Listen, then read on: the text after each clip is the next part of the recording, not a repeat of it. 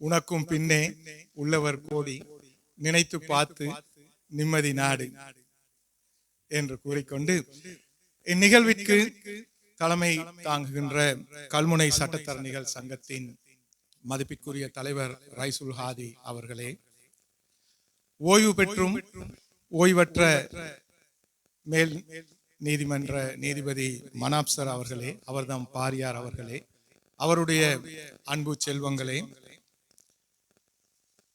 கௌரவத்திற்குரிய மாவட்ட நீதிபதிகளே, நீதவான் அவர்களே, தொழில் நியாய சபையின் தலைவர் அவர்களே, சிரேஷ்ட சட்டத்தரணிகளே, கனிஷ்ட சட்டத்தரணிகளே, அன்புக்கினிய சகோதர சகோதரிகளே,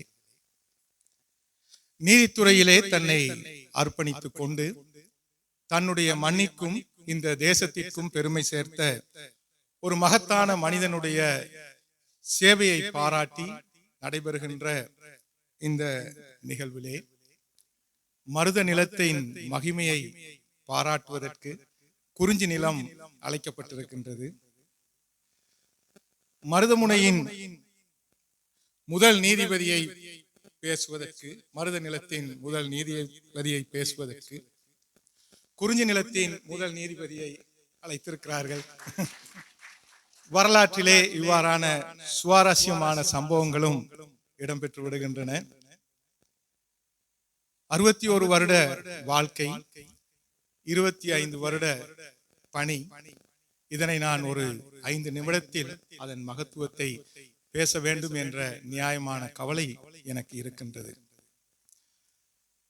நல்ல மனிதர்கள் நமக்கு இன்பத்தை தருகின்றார்கள், தீய மனிதர்கள் துயரத்தை தருகின்றார்கள், மோசமான மனிதர்கள் நல்ல பாடங்களை தருகின்றார்கள், மிகச்சிறந்த மனிதர்கள் மாத்திரமே நமக்கு நல்ல நினைவுகளை தருகின்றார்கள்.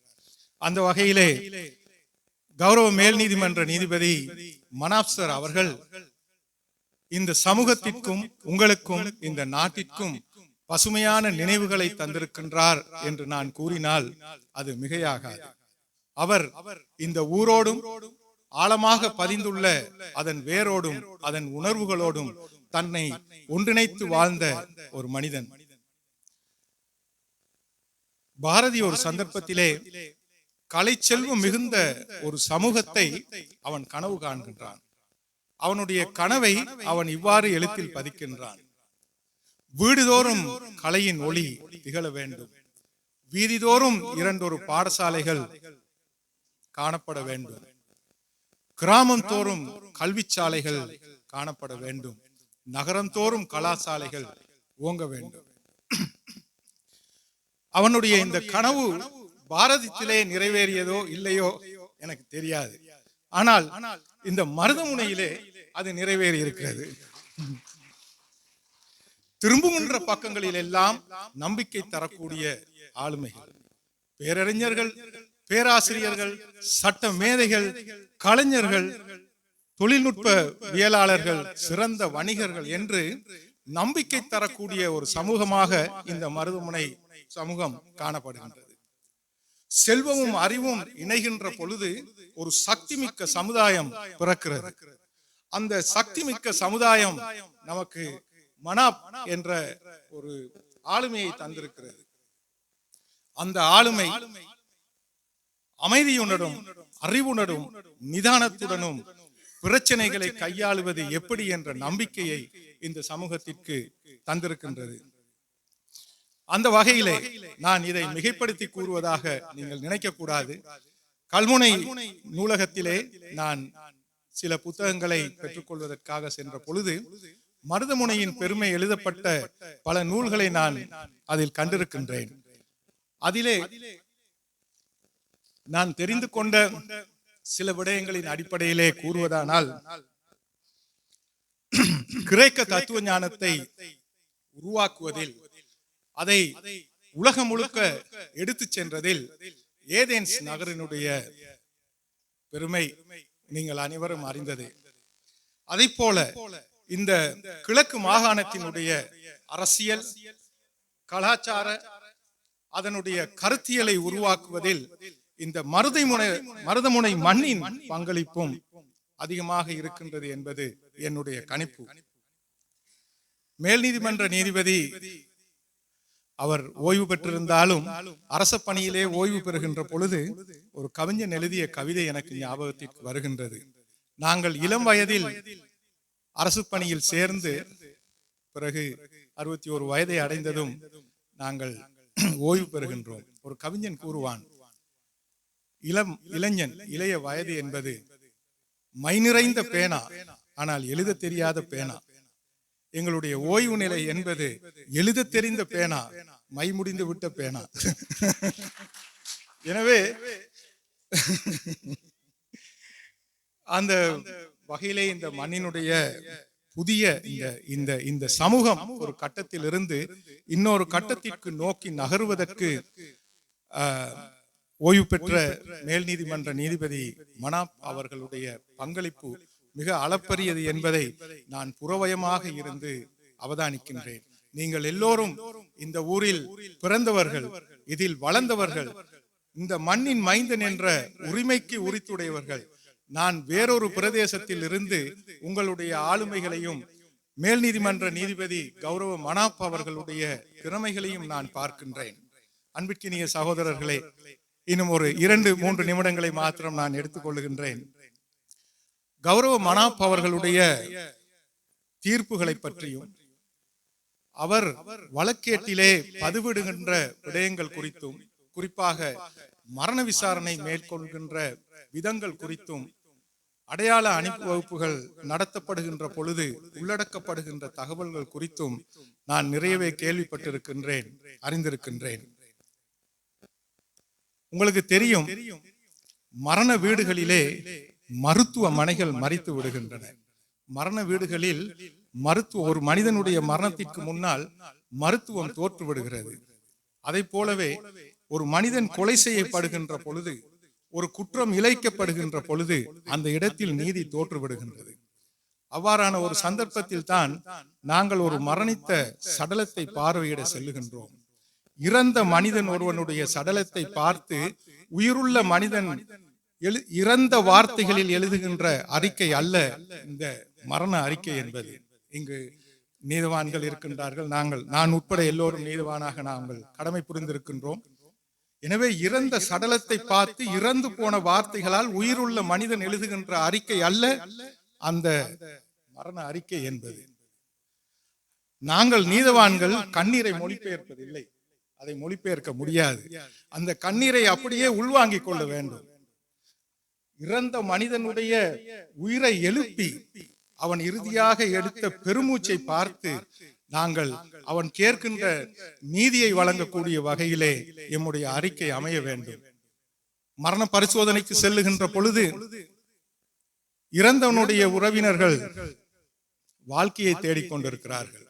கொலை செய்தவன் இந்த குற்றத்திலிருந்து தப்பிப்பதற்கு வழியை தேடிக்கொண்டிருக்கிறான். போலீசார் சான்றுகளை தேடிக்கொண்டிருக்கின்றார்கள். அங்கு 2 கண்கள், ஒரு மனிதன் மாத்திரம்தான் நீதியை தேடிக்கொண்டிருப்பான், அவர்தான் நீதவான். இந்த தத்துவத்தை, இந்த உணர்வை நாம் புரிந்து கொள்ளுகின்ற பொழுது நம்முடைய அறிக்கைகளும் உயிருள்ளவையாக காணப்படுகின்றன. மரண விசாரணை பொதுவாக நான் அறிக்கைகளை வாசிக்கின்ற பொழுது துரதிர்ஷ்டவசமாக நான் அவதானிக்கின்ற ஒரு விடயம்தான், மரண விசாரணை என்பது இறந்துவிட்ட மனிதனுடைய சவப்பெட்டிக்கு அடிக்கப்படுகின்ற, நீதவானால் அடிக்கப்படுகின்ற இறுதி ஆணி அல்ல. மரண பரிசோதனை என்பது கல்லறையில் புதைக்கப்பட்ட மனிதனையும் தோண்டி எடுத்து அவனுடைய உரிமைக்கு குரல் கொடுக்கின்ற ஒரு அறிக்கை. எனவே அது ஒரு உயிருள்ள அறிக்கையாக இருக்க வேண்டும். இறந்த மனிதனை பற்றி உயிருள்ள மனிதன் ஒருவனால் எழுதப்படுகின்ற உயிருள்ள அறிக்கையாக அந்த அறிக்கை இருக்க வேண்டும். அதனை புரிந்து கொண்டதனால் கௌரவ மனாப் அவர்களுடைய அறிக்கை இன்னும் உயிருள்ள அறிக்கையாக இருக்கின்றது. அதை போன்றே அவருடைய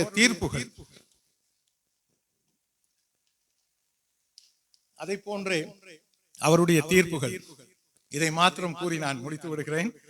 மன்னிக்கவும், உங்களுடைய பசியான நேரத்தில் நான் அதிகமான நேரத்தை எடுத்துக்கொண்டிருக்கிறேன்.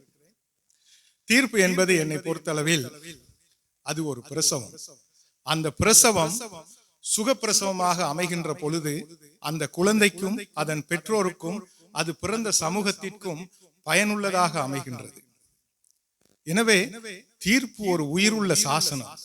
இறந்தவனுக்கும் பிறந்தவனுக்கும் இனி பிறக்க போகின்ற மனிதனுக்கும் எழுதப்படுகின்ற உயிருள்ள ஒரு சாசனம் அந்த தீர்ப்பு. அதனை நாம் அவசரப்பட்டு எழுதக்கூடாது, அல்லது அரைகுறையுடன் ஒரு குழந்தையை பிரசவிப்பதை போன்று நாம் எழுதக்கூடாது. இந்த வைரமுத்துவின் பாடலில் கூறுவார்கள், தஞ்சாவூர் மண்ணை எடுத்து தாமிரபரணி தண்ணியை எடுத்து அது ரெண்டையும் சேர்த்து செய்த பொம்மை, இது பொம்மை அல்ல, பொம்மை அல்ல, இது உண்மை. இந்த பிரசவ வேதனையை, உயிருள்ள ஒரு தீர்ப்பு எழுதுகின்ற வேதனையை சினிமா படங்களிலே நடிகைகள் நடித்து காட்டுவதை போல் நடித்து காட்ட முடியாது. அதனை நாங்கள் அனுபவித்து தான் பார்க்க வேண்டும். இந்த பிரசவ வேதனை பெண்களுக்கு மட்டுமே உரியது அல்ல, நீதித்துறையில் ஈடுபடுகின்ற அனைவருக்குமே பொதுவானது. ஆகவே ஒரு வழக்கு விசாரணையின் பொழுது நல்ல கருக்களை எடுத்துக்கொண்டு ஒரு சுக பிரசவம், ஒரு சிறந்த உயிருள்ள ஒரு தீர்ப்பை நாங்கள் வழங்க வேண்டி இருக்கிறது.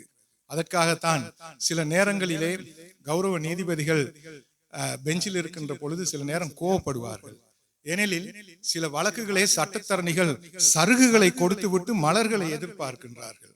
சருகுகளை எடுத்துக்கொண்டு நாங்கள் மலர்களை செய்கிற மந்திர வேலை செய்ய முடியாது.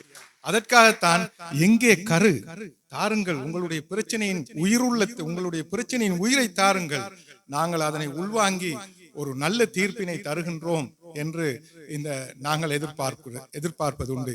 யாழ்ப்பாணத்திலே கௌரவ மேல் நீதிமன்ற நீதிபதி மனாப் சார் அவர்கள் கடமை புரிந்த காலத்திலே ஒரு சட்டத்தரணி என்னிடம் கூறினார், மனாப் சார் அவருக்கு முன்னுக்கு எப்பீலில் கேட்கப்படுகின்ற மேன்முறையீட்டிலே சவாலுக்கு உட்படுத்துகின்ற அந்த விடயங்களை மட்டுமல்ல, அவர் பிறகு மீண்டும் அவரே ஒரு தீர்ப்பை எழுதுகின்றார் என்று சொன்னார். அவருடைய எண்ணம் மேன்முறையீட்டிலே நமக்கு சமர்ப்பிக்கப்படுகின்ற அந்த விடயத்தை பார்த்து ஒரு தீர்ப்பை எழுத வேண்டும் என்பது. இப்பொழுது நான் சொன்னேன், வருட கணக்கில் வழக்கு பேசியவனுக்கு கடைசியாக ஒரு இறந்த ஒரு கருப்பு எழுத்துக்கள் கொண்ட இறந்த பேப்பரை நாங்கள் கொடுக்க முடியாது. அதனைத்தான் கௌரவ மனாப் அவர்கள் இந்த வழக்கின் உயிர் நாடி எங்கே இருக்கிறது, இதை எப்படி ஒரு சமூக அக்கறைமிக்க படைப்பாக என்னுடைய தீர்ப்பை எப்படி மாற்றுவது என்ற அவருடைய தேடல் முயற்சியினுடைய படைப்பு தான் அவருடைய தீர்ப்பு. அதனை நீங்கள் ஒரு குறுகிய வட்டத்திற்குள் வைத்துக்கொண்டு இவர் தீர்ப்பை முழுமையாக எழுதுகிறாரே என்று கேட்கக்கூடாது. முழுமையாக தீர்ப்பு எழுதப்பட்டிருந்தால் அவர் மேன்முறையீட்டிலே எழுப்பப்பட்ட வினாக்களுக்கு விடை அளித்திருப்பார். தீர்ப்பே இல்லாத பொழுது அங்கு தீர்ப்பே இல்லை, நான் தீர்ப்பு எழுத மாட்டேன் என்று ஒரு நீதிபதி சொல்ல முடியாது. ஏனால் பிரச்சனை இரண்டு திறத்தவர்களுக்குரியது. அந்த வகையிலே கௌரவ மனாப் சார் அவர்களால் எழுதப்பட்ட அனைத்து தீர்ப்புகளுமே சுகப்பிரசவம் என்று நான் துணிந்து சொல்லுவேன். ஏனென்றால் அவருடைய அந்த படைப்புகள் திறத்தவர்களுக்கு மாத்திரம் அல்ல, அந்த சமூகத்திற்கு மாத்திரம் அல்ல, இந்த தேசத்திற்கே சட்டத்தையும் அதன் பரப்பையும் விசாலப்படுத்திய அருமையான தீர்ப்புகள். அந்த தீர்ப்புகளுடைய பயன்கள் எதிர்காலத்திலே அவர் தொகுத்து வழங்குவார் என்று நான் நினைக்கின்றேன். இறுதியாக அவரிடம் கண்ட 2 பண்புகளை கூறி என்னுடைய உரையை நிறைவு செய்கின்றேன்.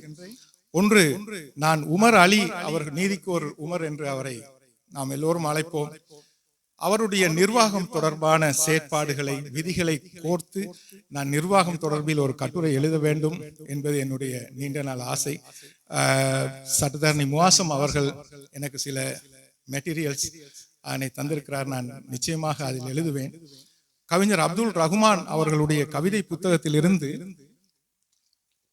சில விடயங்களை நான் அதில் தெரிந்து கொண்டேன்.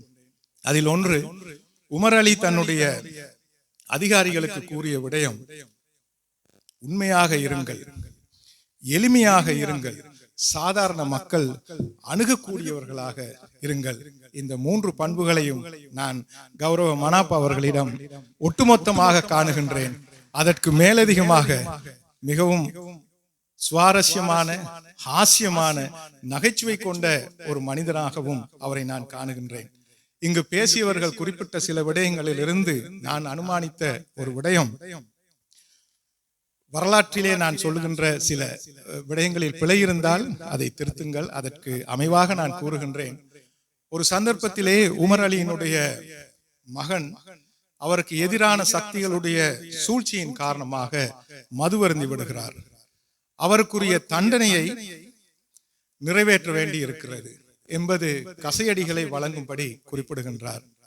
அந்த கசையடிகளை வேறொரு நபர் வழங்கினால் உமர் அலி என்பவருடைய மகன் என்பதற்காக அவர்கள் அதனை சரியாக நிறைவேற்ற மாட்டார்கள் என்று எண்ணி அவரே தன்னுடைய கையில் அந்த தண்டனையை நிறைவேற்றுகின்றார்.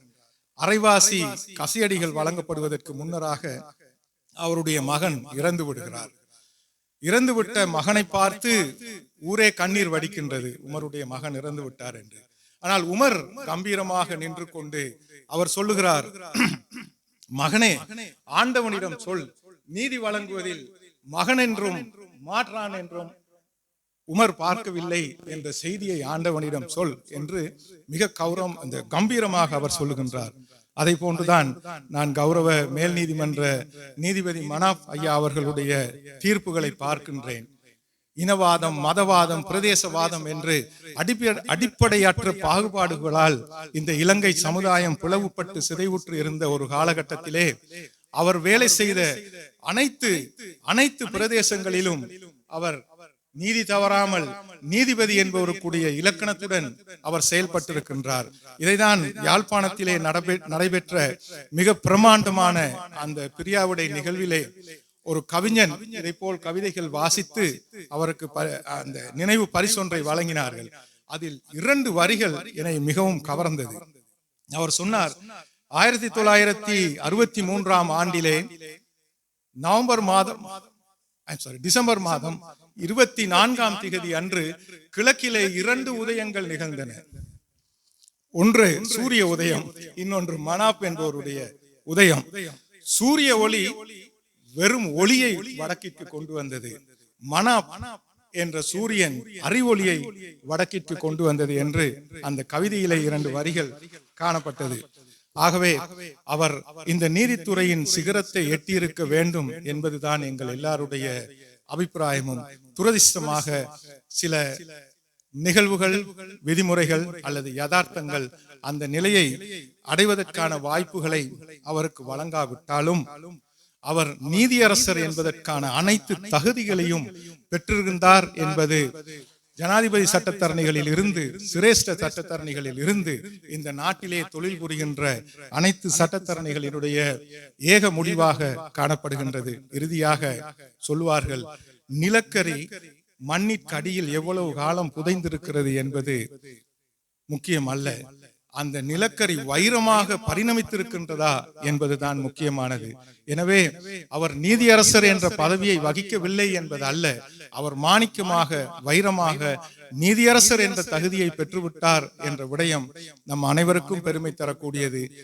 அவருடைய பங்களிப்பு இந்த சமூகத்திற்கு கிரேக்க தத்துவத்திலே சோக்ரட்டிஸ், பிளேட்டோ, அரிஸ்டோட்டில் போன்றவர்கள் வழங்கியதை போல இந்த பிரதேசத்திலே, கிழக்கு மாகாணத்திலே முக்கியமாக அவருடைய சட்ட ரீதியான பங்களிப்புகள் வரலாற்றில் என்றென்றும் பேசப்பட வேண்டிய ஒரு அளவிற்கு அமைய வேண்டும்.